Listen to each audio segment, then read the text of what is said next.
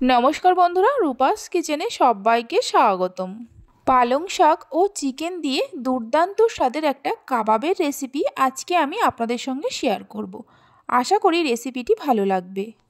তাহলে চলুন দারুণ স্বাদের কাবাবের রেসিপিটি দেখে নেওয়া যাক। শুরু থেকে শেষ পর্যন্ত দেখার জন্য আপনাদের কাছে অনুরোধ রইল। প্রথমে কিছু পালং শাককে ভালো করে বেছে নিয়ে ধুয়ে নিয়েছি। এবার পালং শাকগুলোকে ছোট ছোট করে কেটে নেব। পালং শাকগুলোকে ছোট ছোট করে কেটে নেওয়ার পর পালং শাকগুলো একটা প্লেটের মধ্যে ঢেলে নেব। পালং শাকগুলো প্লেটের মধ্যে ঢেলে নেওয়ার পর অল্প করে নুন মাখিয়ে 10 মিনিটের জন্য রেখে দেব। পালং শাকগুলো এইভাবে রেখে দেব। এদিকে 400 গ্রাম বোনলেস চিকেন নিয়েছি। চিকেনগুলো মিডিয়াম সাইজ করে কেটে নিয়েছি। এবার এই চিকেনগুলো একটা মিক্সির জারের মধ্যে দিয়ে দেব। চিকেনের পিসগুলো মিক্সির জারের মধ্যে দেওয়ার পর এর মধ্যে দিয়ে দেব 18 থেকে 20 কোয়া রসুন, 1 ইঞ্চি আদাকে টুকরো করে দিয়ে দেব। ঢাকা দিয়ে মিক্সিতে সব কিছু পেস্ট করে নেব। আপনারা চাইলে আদা রসুনটা কুচিয়ে নিয়ে বা বেটে নিয়েও ব্যবহার করতে পারেন। আমি চিকেনের সঙ্গে পেস্ট করে নিচ্ছি। চিকেনটা ভালো করে পেস্ট করে নেওয়া হয়ে গেছে। একটা মিক্সিং বোলের মধ্যে ঢেলে নেব। পেস্ট করা চিকেনের মধ্যে দিয়ে দেব 1/2 টেবিল চামচ গোলমরিচ গুঁড়ো, 1/2 টেবিল চামচ কাশ্মীরি লঙ্কার গুঁড়ো, 1/2 টেবিল চামচ ভাজা মশলা, গোটা জিরে, ধনে, মৌরি, এলাচ, লবঙ্গ, দারচিনি, জায়ফল, জয়িত্রীকে শুকনো খোলায় ভেজে আগেই গুঁড়ো করে রেখেছিলাম। 1/2 টেবিল চামচ জিরে গুঁড়ো দিয়ে দেব। 4টে কাঁচা লঙ্কাকে কুচিয়ে দিয়ে দেব। 2টো বড় সাইজের পেঁয়াজকে কুচিয়ে নিয়ে দিয়ে দেব। 1 টেবিল চামচ সাদা তেল দেব। তেলের পরিবর্তে মেল্টেড বাটারও ব্যবহার করতে পারেন। কিছু ধনেপাতা কুচি দিয়ে দেব। যে পালং শাকটা নুন মাখিয়ে রেখেছিলাম সেই পালং শাক থেকে ভালো করে জল ঝরিয়ে নিয়ে চিকেনের মধ্যে দিয়ে দেব। দেখুন কতটা পরিমাণে জল বেরিয়েছে।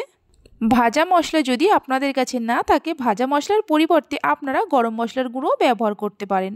স্বাদ মতো নুন দিয়ে দেব। পালং শাকের মধ্যে প্রথমে নুন মিশিয়ে নিয়েছিলাম, তাই নুনটা বুঝে দিতে হবে। প্রথমে একটা ছোট সাইজের মিক্সিং বোলের মধ্যে নিয়েছিলাম, মেখে নিতে অসুবিধা হবে, তাই বড় সাইজের একটা মিক্সিং বোলের মধ্যে ঢেলে নিয়ে সব কিছুকে ভালো করে মেখে নেব। সব কিছুকে মেখে নেওয়ার পর বাইন্ডিংয়ের জন্য এর মধ্যে দিয়ে দেব পাউরুটির গুঁড়ো।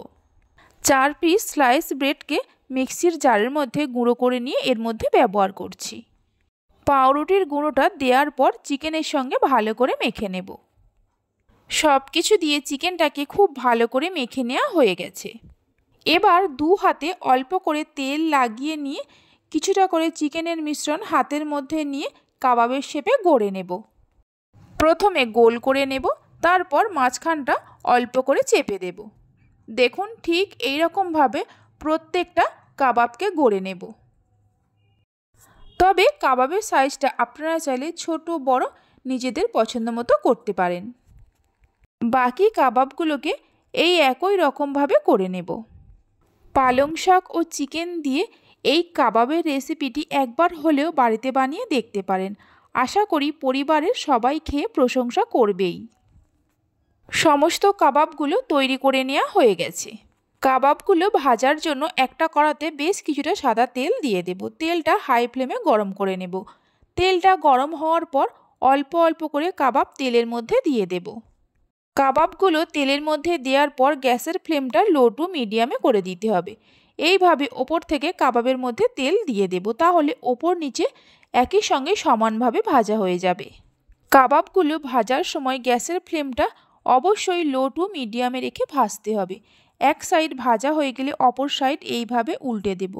এইভাবে 3-4 বার উল্টে পাল্টে লো টু মিডিয়াম ফ্লেমে কাবাবগুলোকে ভালো করে ভেজে নিতে হবে। কাবাবগুলো একটু টাইম নিয়ে ভাজতে হবে, তা না হলে কাবাবগুলো ভালো করে ভাজা হবে না। দেখুন কাবাবগুলো কেমন লাল লাল হয়ে গেছে। এর থেকে আর বেশি লাল করব না। কাবাবগুলোকে ভেজে নেওয়া হয়ে গেছে। তেল ঝরিয়ে নিয়ে একটা কিচেন টিস্যুর ওপরে রেখে দেব, তাহলে এক্সট্রা যে তেলটা আছে সোপ করে নেবে।